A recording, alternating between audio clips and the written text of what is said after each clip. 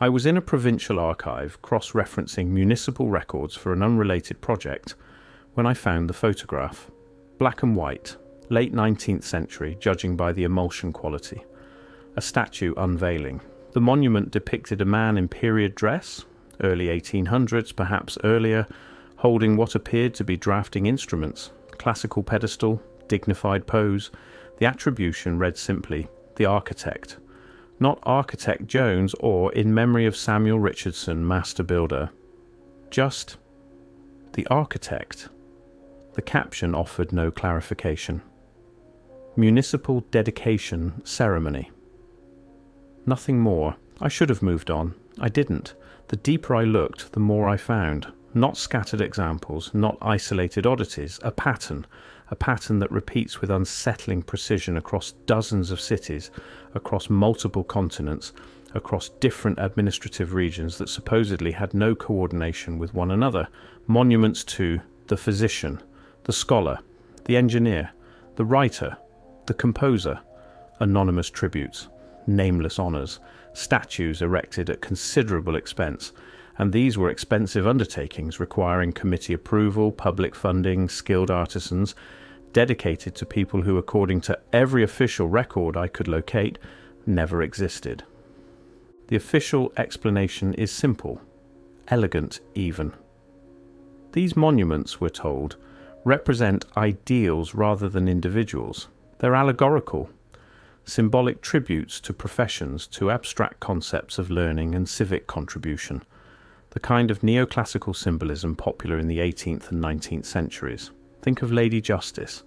Nobody asked for her birth certificate, and honestly, that explanation would work. It should work, except it doesn't account for the details. The monuments to concepts, actual allegorical statuary from the same period, look different. They're stylized, idealized, often female figures in classical dress representing commerce or liberty or justice. Their faces are generic, their clothing timeless, their poses theatrical. These other statues, the unnamed ones, they're portraits, specific faces, individual features, period-appropriate clothing that places them not in timeless allegory but in specific decades. One statue shows a man in what textile historians identify as 1790s fashion. Another depicts someone in garments consistent with the 1740s. These aren't abstract ideals, these are people. Real people wearing real clothes from real time periods, immortalized in bronze and stone, honored with public ceremony and civic resources, and then systematically stripped of their names, not their faces, not their professions, just their names. Here's where the official explanation collapses entirely. These monuments appear across an impossibly wide geographic range. I've documented them in city records from what we now call Eastern Europe, Western Europe, parts of Asia, scattered reports from the Americas, though many of those are harder to verify. Either the statues themselves are gone, or the records are suspiciously incomplete. The pattern is too consistent, the timing too synchronized. Throughout the mid to late 1800s, city after city, town after town, erected these monuments, not over centuries, over decades, sometimes within the same few years, different sculptors, different committees, different municipal governments, all independently deciding to honor the physician or the scholar with identical anonymity. The probability approaches zero. Let me be clear about what I'm describing here. This isn't like architectural styles spreading through cultural exchange. That happens organically, slowly, through trade routes and pattern books and traveling craftsmen. This is coordinated narrative, synchronized storytelling.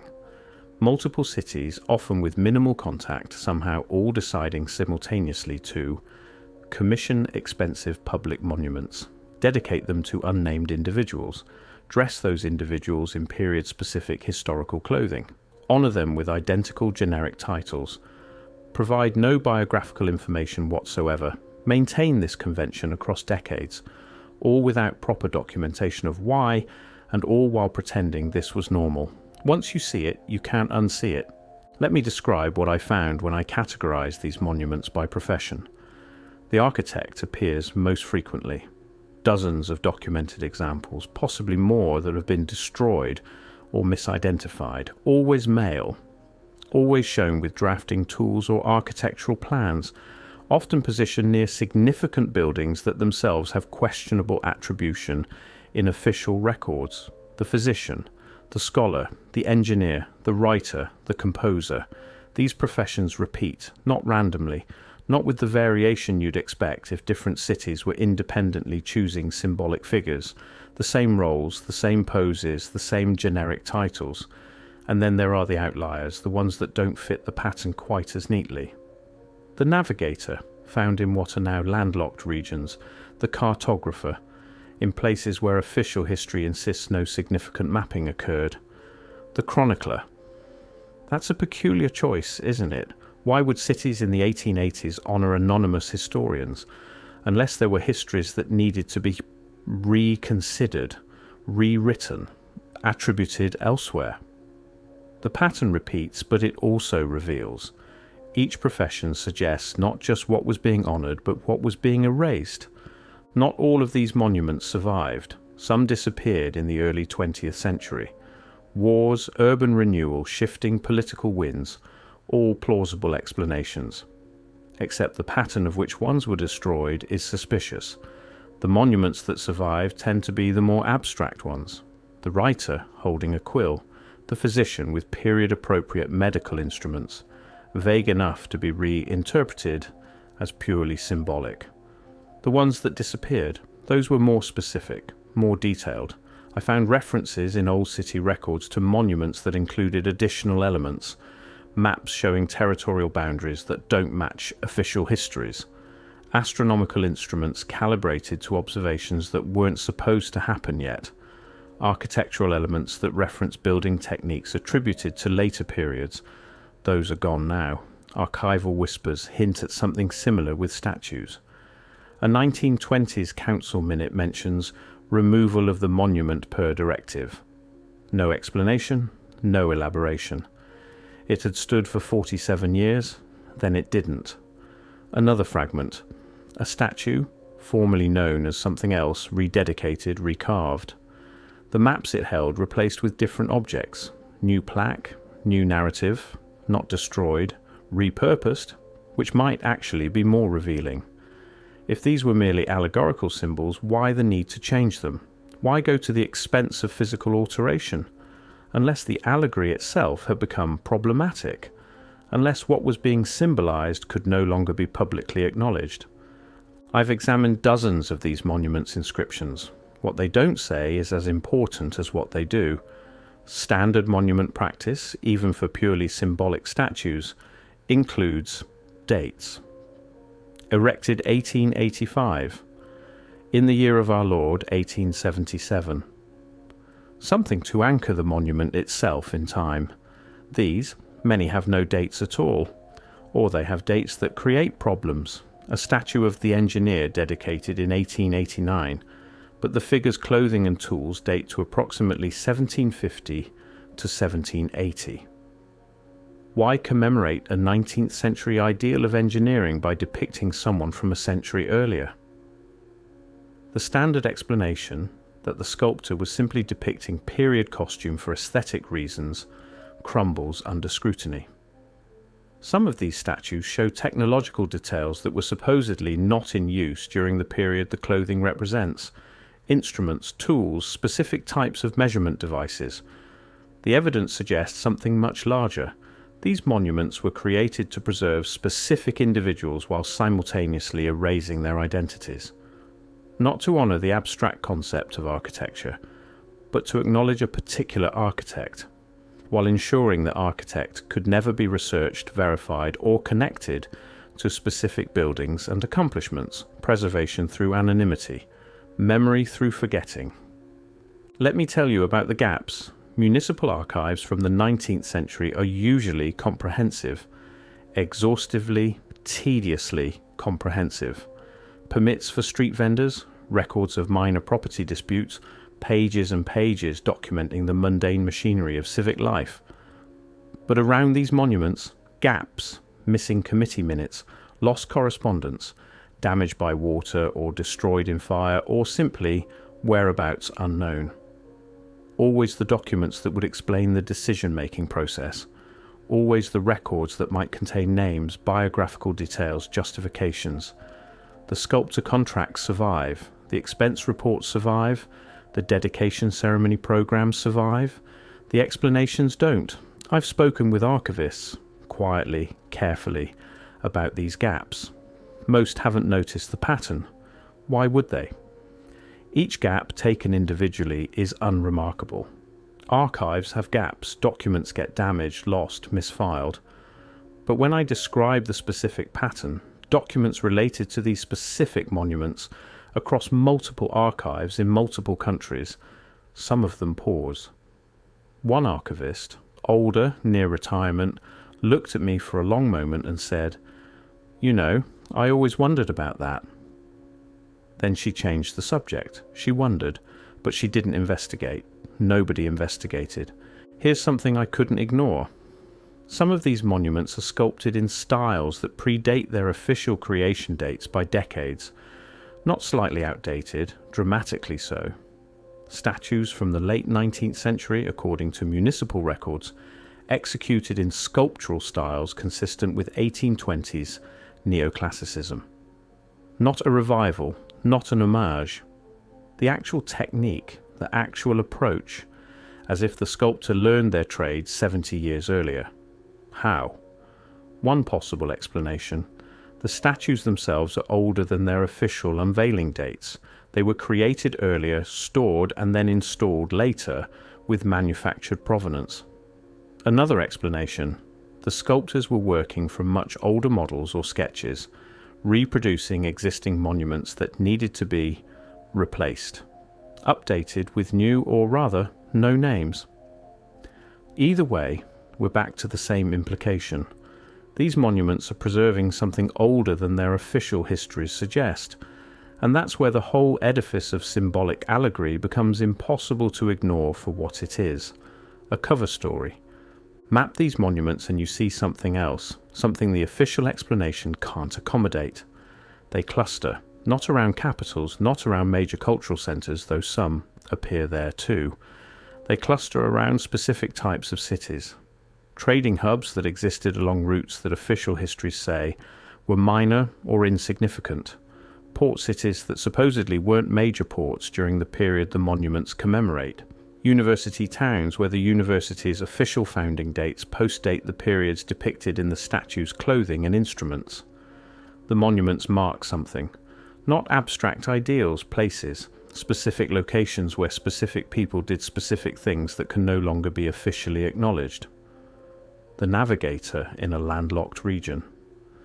Perhaps it wasn't always landlocked, or perhaps the routes being navigated weren't waterways. The cartographer in a provincial town. Perhaps that town was more significant than current maps suggest. The pattern suggests a network, a web of connected places, connected professions, connected knowledge, all systematically disconnected from official history. I mentioned earlier that some monuments were destroyed. Let me be more specific about what I found. There are photographs, not many, but enough to establish pattern. 1920s and 1930s primarily. Images of demolition crews, statues being removed from pedestals, loaded onto wagons, hauled away, in some cases actively being broken apart. What's notable is the care taken in other demolitions of the period. When genuinely historically significant monuments were removed for urban renewal, there are records, discussions about preservation, debates about relocating rather than destroying. Museums acquired pieces. Private collectors purchased fragments. For these unnamed monuments, nothing. They were removed and they disappeared. No museums interested in the architect. No collectors seeking the physician. Just gone. Let's address what I haven't found. No debunking campaigns. No official explanations published to counter alternative theories. No government statements clarifying the purpose of these monuments. Silence. When other historical oddities or conspiracy theories emerge, there are responses. Academic papers explaining the conventional understanding. Museum exhibits addressing misconceptions. official histories being defended or clarified. For these monuments, nothing. Ask a local historian about the architect statue in their city's main square, and you'll get a shrug.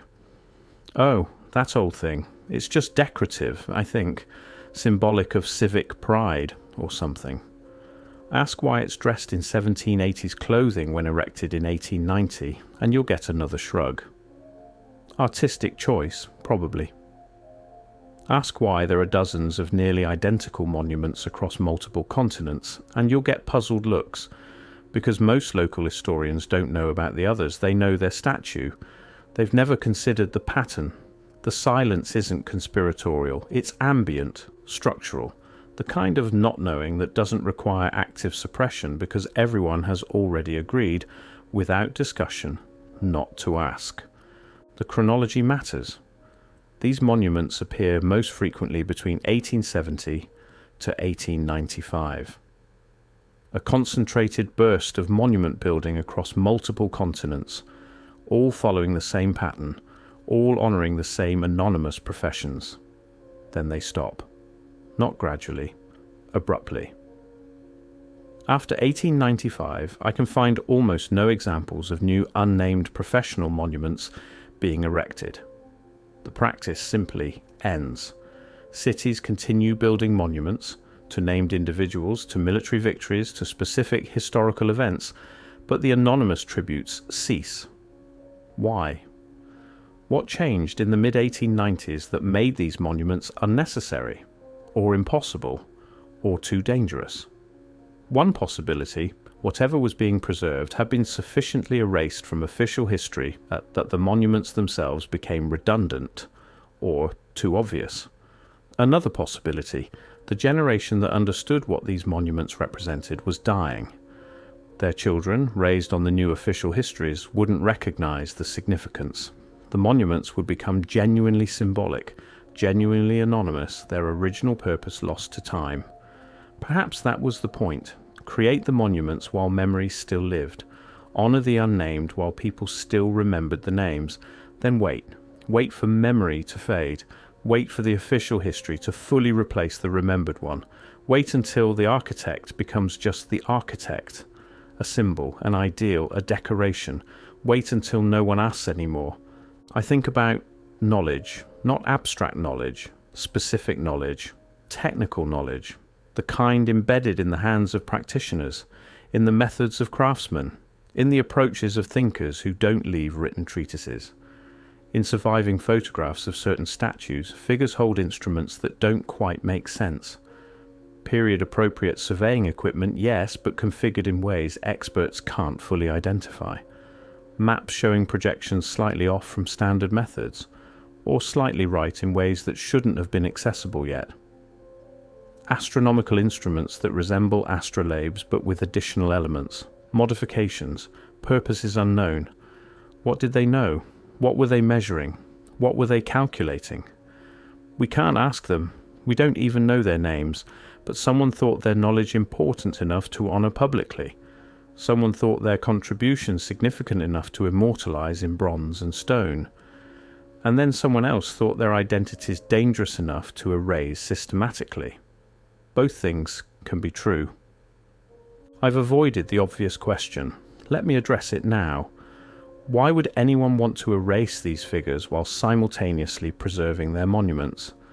The official narrative, that these are purely symbolic, requires us to believe an impossible coordination. But the alternative, that something was deliberately hidden, requires us to ask, hidden from whom and why? One framework. These monuments preserve memory of a recent past that contradicted a newly established historical narrative. The figures couldn't be named because their documented achievements, their verified existence, would create inconsistencies in whatever new official history was being promoted. But their contributions couldn't be completely erased without notice. Too many people still remembered. Too many buildings still stood that bore their influence. Too many technological advances couldn't be explained without acknowledging their work. Solution: preserve the honour while erasing the identity. Create monuments that acknowledge contribution without attribution. Let the names fade while the vague memory of achievement remains. Within 1 or 2 generations, the disconnect would be complete. Future historians would see the architect and assume symbolism. The actual architect, their name, their biography, their specific buildings, would be lost. All that would remain is stone and bronze and a vague sense that someone sometime did something worth remembering, just not worth naming. I stand sometimes in city squares looking up at these anonymous faces, bronze oxidizing green, stone weathering smooth, features that once represented specific individuals now softening into abstraction through time and rain. Tourists walk past without looking, pigeons roost on their shoulders, city planners discuss removing them to make room for modern sculpture. They're just decorations now. That's what we've been told, that's what we believe. But I can't shake the feeling that I'm looking at ghosts, not metaphorical ghosts, actual preserved impressions of people who existed, who contributed, who mattered enough for cities across continents to honour them publicly. People whose names we'll never know, whose achievements we can't verify, whose very existence has been rendered debatable. The monuments remain, the people are gone. And the gap between those two facts is where the mystery lives. I don't know what was erased. I don't know why it was erased. I don't know who decided that the architect could be honoured but not named, preserved but not remembered, acknowledged but never researched. I only know that it happened, systematically, deliberately. Recently enough that photographs exist, but long enough ago that memory has faded. And I know that when I ask about these monuments, when I point out the patterns, the timing, the coordination, the gaps in records, the stylistic anachronisms, the distribution that suggests network rather than coincidence, I'm met with that same ambient silence, not hostility, not denial, just disinterest. As if the questions don't matter. As if some part of us already knows that certain things aren't meant to be examined too closely. Many of the statues are simply gone or destroyed, but some stand. They'll probably stand for decades more, maybe centuries, silent witnesses to something we've agreed without discussion to forget. And perhaps that was the point all along, not to hide the past completely, but to render it unexaminable, present but unreachable, visible but incomprehensible, to turn history into decoration, to turn people into symbols, to turn names into silence. Mission accomplished, but the stone faces remain, watching, waiting, unnamed, but not quite forgotten, not yet.